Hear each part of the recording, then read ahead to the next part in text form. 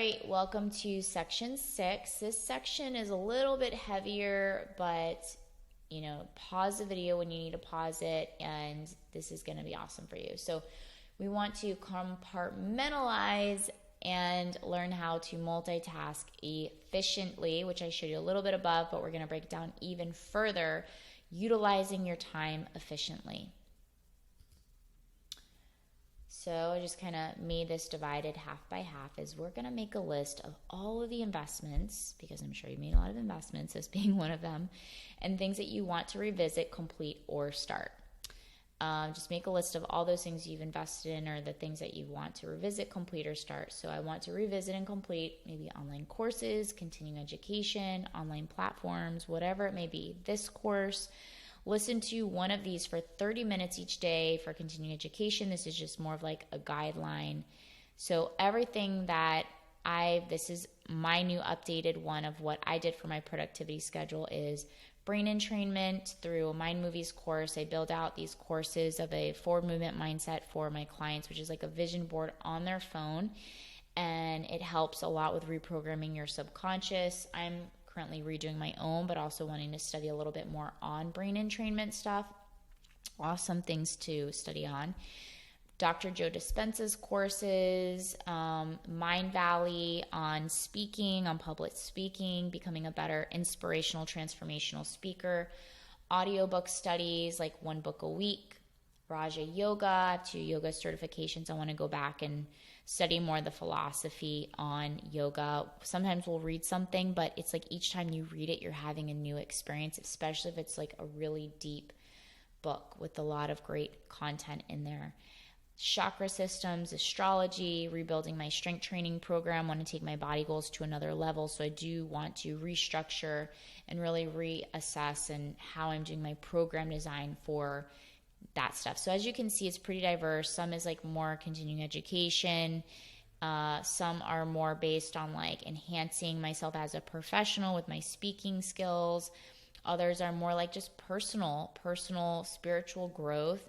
Also getting into just really understanding energy a little bit better and my body. So my mind, body, my spirit, my energy.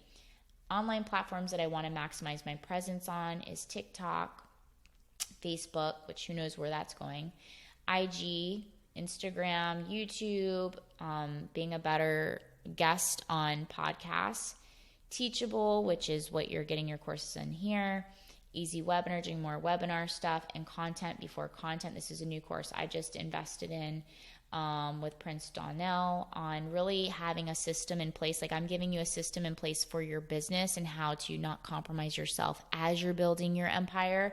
He does something based on like social media stuff. So being strategic and planning things out. There's a system supposedly I'm unaware of as of now, but I will be educated in it for social media stuff. So these are the online platforms that I want to maximize. I kind of organize it based on this. And then over here of like things that I want to do. So just make a brain dump of things you want to visit, complete, go back to any online programs or systems. Now this is getting into more like organizational work, house, meal prepping, and planning. And these are like heavier tasks, the things that you don't want to do. These can be booked during your productivity hours. You'll know exactly what I'm talking about as we get to the later sections of this when we're putting everything together of your we're going to have productivity hours and then break hours, self-care hours. So each thing is going to be segmented in a specific order that you're going to create, but these can be during productivity hours. So this is like clean and organized computer. It's very time consuming, but sometimes in my mind, I'm like, gosh, I'm like wasting time doing this because I should be like prospecting clients. I should be following up with people. I should be.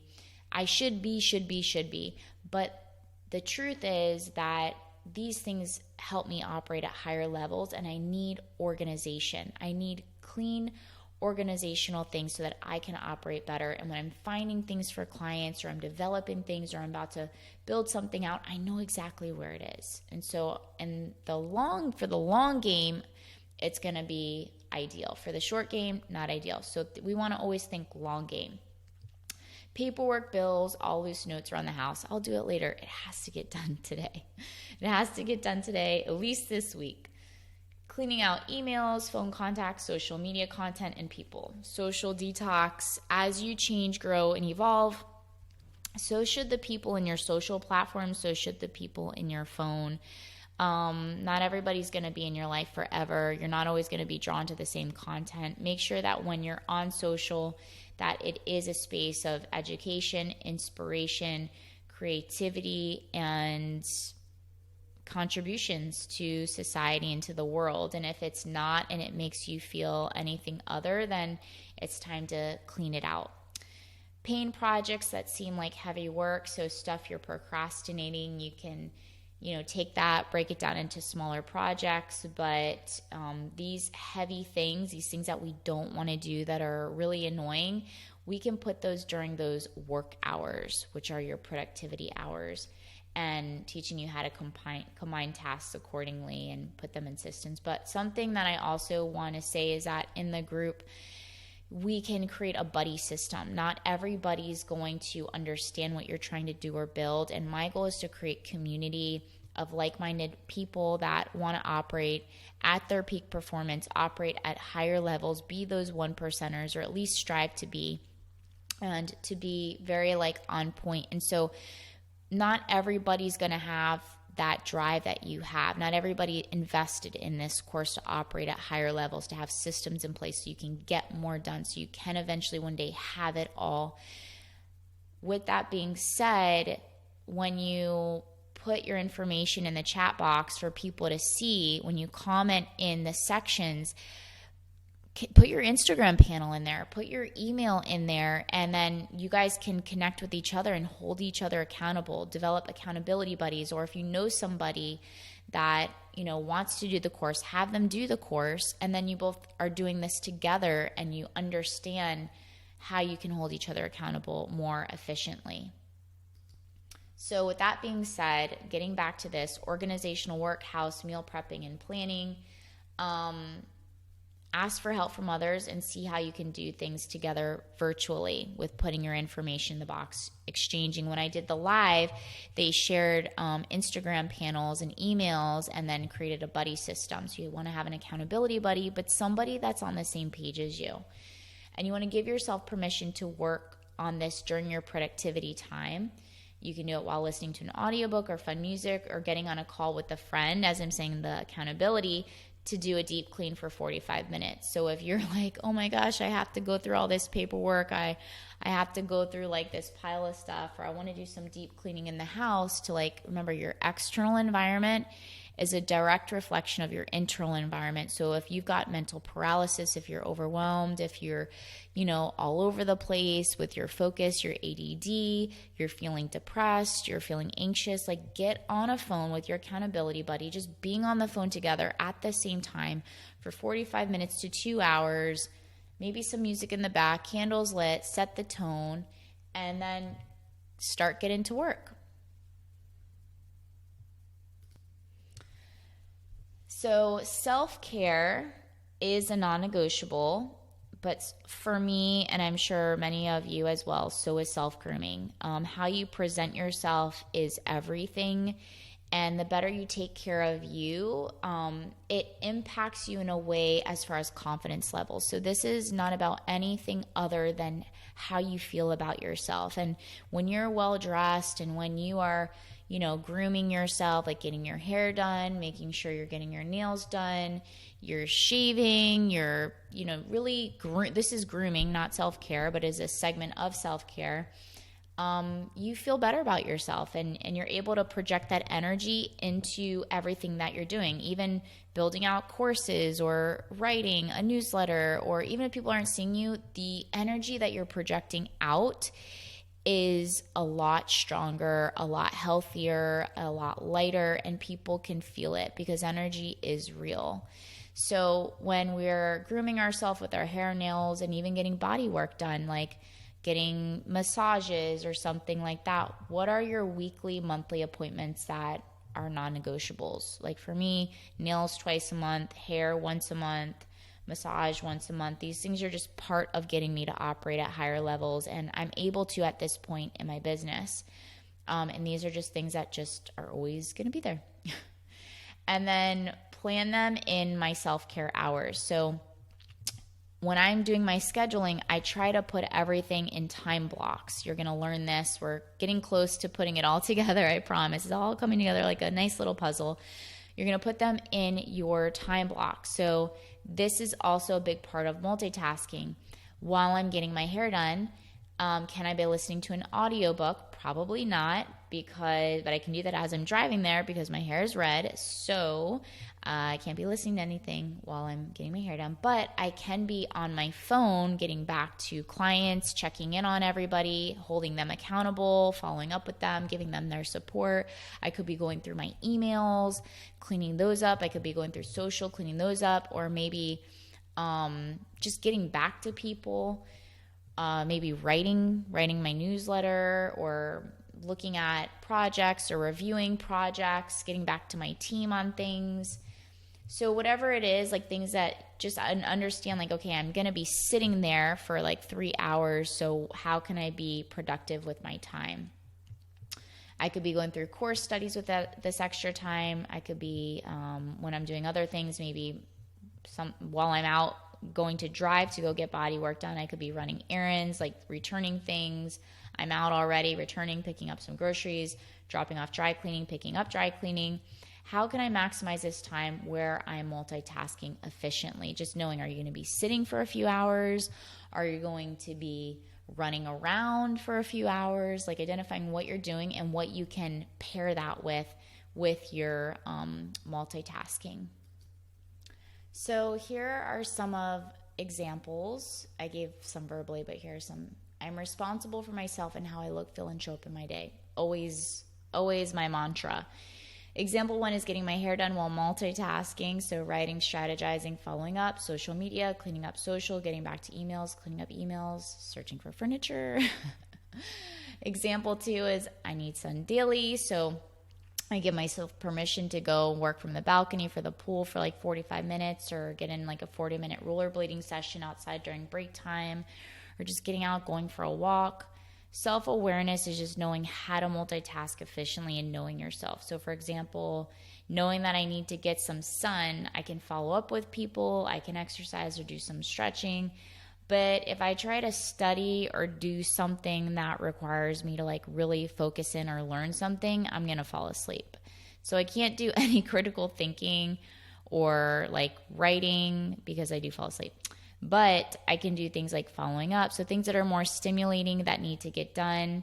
If I feel like I'm low on energy or tired, I just head outside, I get on my rollerblades, and I just listen to an audiobook. So it's knowing what to pair together and knowing yourself what works and what doesn't work. And the only way to really know this is by actually doing it, because remember, knowledge stems from experience. You have to give yourself experiences and try and see what works for you.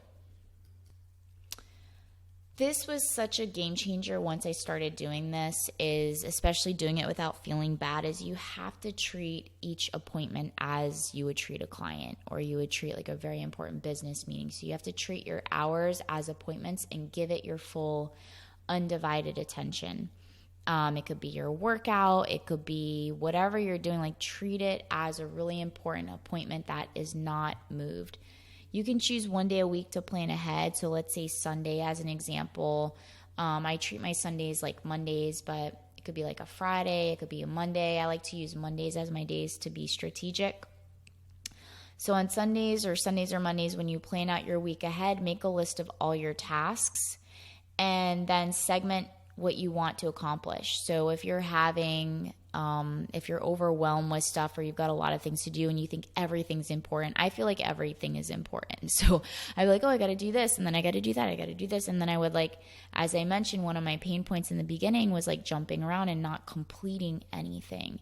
Even cleaning, I would do that. I would, do a little bit of the laundry, and then I would leave things on the bed, and then I'd go to the kitchen, and I'd go here, and I'd have like little messes all over the place, and I was cleaning, but I feel like I wasn't completing anything. And when you have completion and you're completing things, you just feel so accomplished, and this really builds up your confidence levels on, doing bigger and better things. So start with prioritizing, making your list of everything that you want to do, all your tasks, and giving it a 1, meaning it needs to get done today, a 2 could get done in the next few days, and a 3 this week.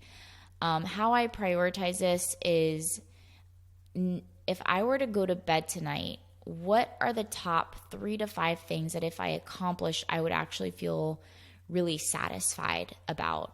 And that mindset has helped me tremendously with identifying what my 1s are. So 1s being the most important, and it's due today.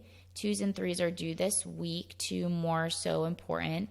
And then it could also be like they're heavier tasks that it takes more thought process, and it could be done, and maybe the 2s or the 3s need to be broken down in mini sections, but you can at least start to spend maybe give it a amount of time, 30 minutes. I'm going to focus on this project, or emails. Emails are going to be months to clean out your box. We've been working on those for a while, but we'll be okay, 30 minutes today, because we've got a lot to do, we're going to spend on emails. So they still always stay on a daily schedule, but they still get a certain amount of time. So by the time you realize it, you've spent 3 solid quality hours on email cleanup within the week. And if you think about it, how much time have you actually spent this week on doing what you said you were going to do? Probably 0 of quality work. So if you give it 30 minutes, it is sometime a little bit of time is better than nothing. And a lot of us entrepreneurs, especially high-end achievers, we do have that all or nothing mindset. So it's a very important thing to shift and to shape shift that mindset into, I'm going to give it 30 minutes. It's going to get a home.